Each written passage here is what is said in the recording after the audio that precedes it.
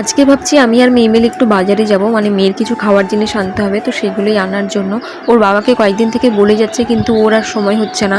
আসলে কয়েকদিন থেকে ওর নাইট ডিউটি চলছে, আর সকালবেলা এসে না কোনো কাজ করতে চায় না, কোথাও যেতেও চায় না। তাই ওর অপেক্ষা না করে আমি নিজেই বেরিয়ে পড়লাম। আর হঠাৎ করেই দেখি ওয়েদারটা খারাপ করছে, এদিকে ভয়ও লাগছিল, কারণ ছাতা নিয়ে বের হইনি।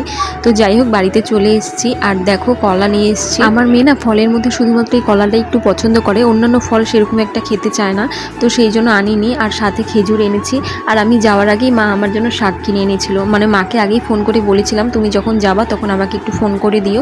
তো দেখি মা আমার জন্য আগেই শাক কিনে রেখেছে, তো সেই শাকটা নিয়ে এসেছি। আর সাথে একটু চিংড়ি মাছ এনেছিলাম। আর এদিকে এসেই কিন্তু ভাত আর ডালটা বসিয়ে দিয়েছি, যেহেতু অনেকটা বেলা হয়ে গেছিল।